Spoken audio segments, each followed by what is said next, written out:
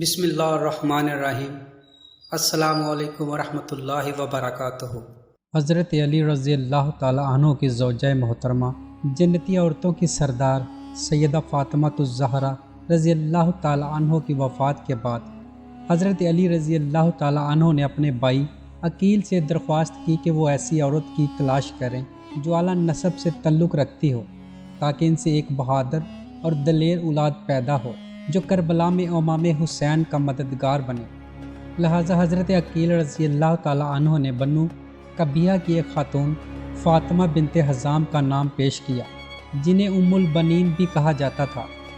ان کا خاندان شرافت، پاکی، سخاوت، مہمان نوازی اور بہادری میں عرب میں سب سے مشہور قبیلہ تھا۔ لہٰذا حضرت علی کرم اللہ وجہ الکریم نے ام البنین سے نکاح کر لیا اور کچھ عرصہ بعد سن 26 ہجری میں ایک بیٹے کی پیدائش ہوئی۔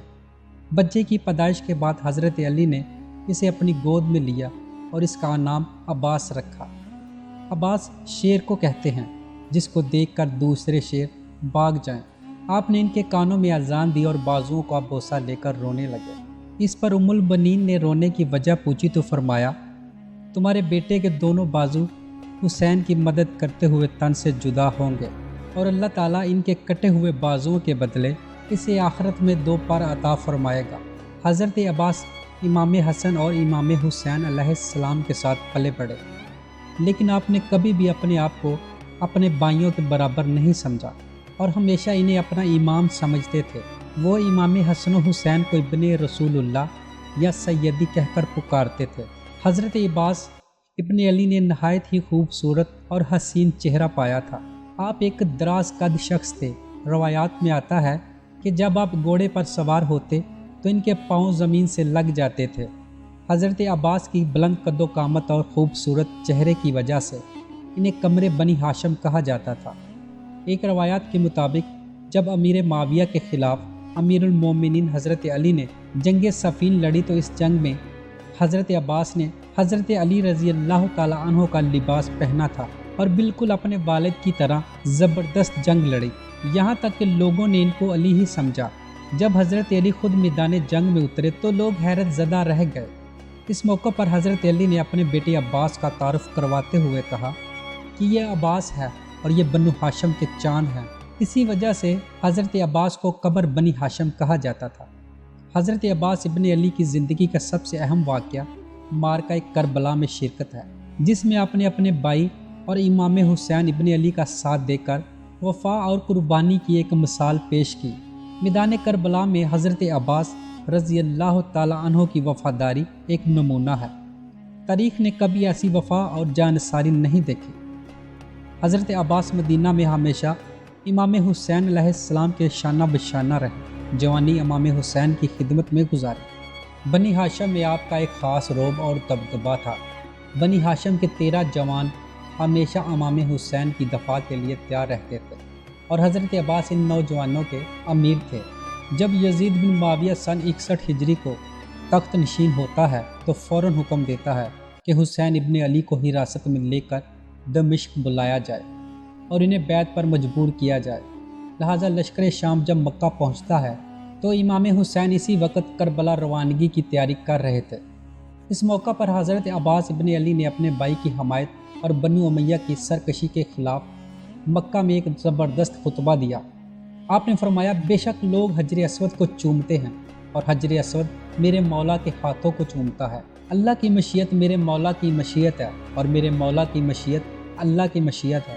خدا کی قسم اگر ایسا نہ ہوتا تو میں تم پر اس طرح حملہ کرتا جیسے عقاب غضبناک ہو کر اڑتا ہوا چڑیوں پر حملہ کرتا ہے اور تم کو چیر پھاڑ کر رکھ دیتا۔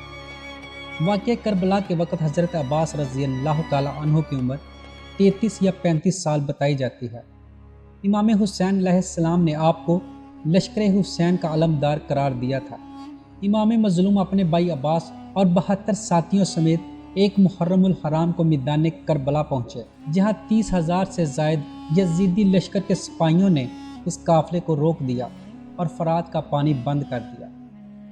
یزیدی لشکر کے ساتھ جنگ کا آغاز ہوتا ہے اور ایک ایک کر قافلہ حسینی کے بہادر شہید کر دیے جاتے ہیں، لیکن امام حسین نے حضرت عباس کو لڑنے کی اجازت نہیں دی۔ کربلا میں حضرت عباس نے اپنی شہادت سے ایک تاریخ رقم کی تھی۔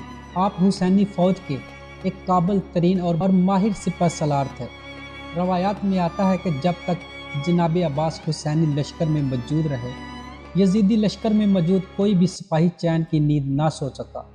جب عاشوراء کی رات امام حسین علیہ السلام نے اپنے تمام ساتھیوں سے کہا کہ رات کے اندھیرے کا سہارا لے کر جس کا جی چاہے یہاں سے جا سکتا ہے، کیونکہ کل کی صبح شہادت یقینی ہے۔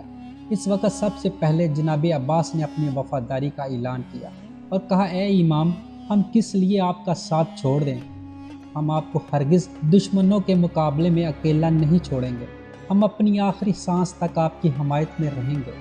چنانچہ 10 محرم روز عاشوراء کو جب حسینی خیمے میں پانی ختم ہو گیا اور بچے پیاس سے رونے لگے، امام علی مقام کی بیٹی سکینہ پیاس کی شدت سے بے حال تھی۔ جب جناب عباس نے یہ منظر دیکھا تو ان سے رہا نہ گیا، لہٰذا انہوں نے امام حسین سے اجازت مانگی اور پانی لینے کے لیے فرات کی طرف نکل پڑے۔ عمر سعد مالون نے 4000 سپاہیوں کا لشکر فرات کے کنارے کھڑا کر دیا تھا۔ حضرت عباس فرات کی طرف بڑھے تو عمر بن حجاز اور اس کے سپاہی راستہ روکنے کے لیے سامنے آ گئے۔ حضرت عباس علیہ السلام سے ان کی شدید جھڑپ ہوئی، مگر بنی ہاشم کے شیر کے سامنے کوئی ٹک نہ سکا۔ آپ نے دشمن پر ایسے پے در پے حملے کیے کہ انہیں وہاں سے بھاگنا پڑا۔ حضرت عباس دریا کے قریب گئے، پانی کو ہاتھ کے چلو سے اٹھایا۔